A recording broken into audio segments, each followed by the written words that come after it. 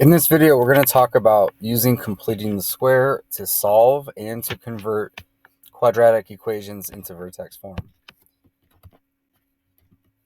Okay, so in order to complete the square, we need to get the equation into x squared plus bx equals d form. The d is really the c value moved to the other side. So we'll go through an example here. We have x squared minus 16x equals negative 15. So what we want to do is make sure the constant value is moved away from the variables, which it is in this problem. Next, we want to take the b value, which is negative 16, and divide it by 2, and that's going to give us negative 8. We're going to take negative 8 and square it, and that gives us 64. This is the number that completes the square, and it needs to be added to both sides of the equation. So we now have a trinomial that we're going to factor, and on the right side with the constants, we're going to combine those. So when we factor the left side, we get x minus 8 squared, and when we combine the right side, we get 49. Also notice how the factor term x minus 8 is the same value we got up in step 2 when we did b divided by 2. This will always be the case. Next, we're going to use the square root method to finish solving this. So we're going to square root both sides, and we get x minus 8 equals plus and minus 7. We can't forget the plus and the minus square root. And then we're going to add 8 to both sides. So one solution is 15, and one solution is 1.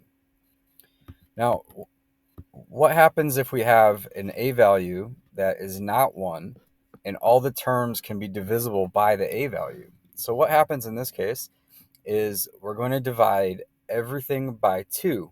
Now, we can do it in the first step, or we can do it in the second step, depending on the problems. Sometimes we have to do it in the second step, again, depending on the equation and the problem given to you.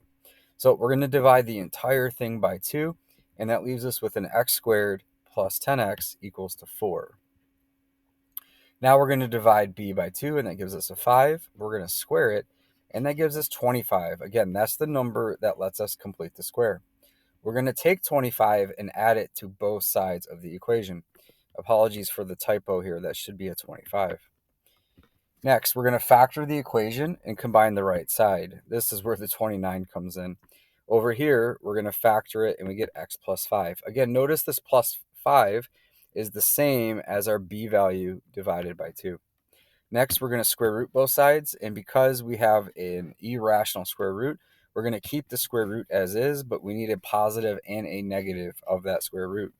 We're going to subtract 5 from both sides, so one solution is negative 5 plus square root of 29, and then negative 5 minus the square root of 29. Okay, now what happens if we need to convert to vertex form when a is 1? So completing the square allows us to solve an equation. It also allows us to convert the equation into vertex form. There is a slight bit difference in the steps.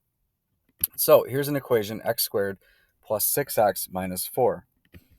We're going to move the constant term over. We're going to do b divided by 2. We're going to square that number. Now, we're going to write out the trinomial in this step because it will help us from making mistakes in other types of problems that will come in a short while. So that number that we got, 9, gets added to our trinomial. We also have to add 9 to the right side as well.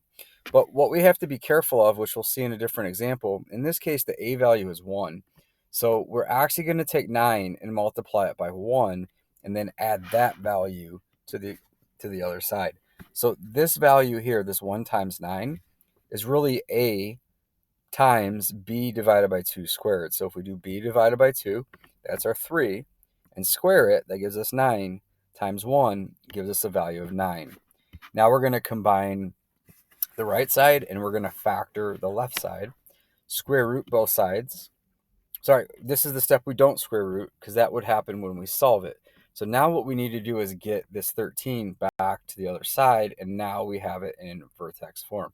So our vertex would be negative 3, negative 13.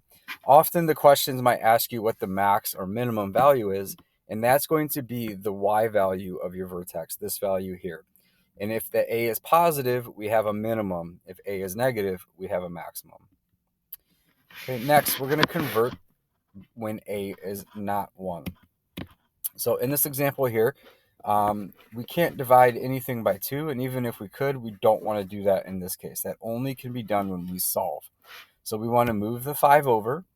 Next, we're going to factor out the a value. We're going to factor out -2. So what's left over is an x squared plus 4x. What we're going to do next is take the b over 2. We're going to square that, and we get 4.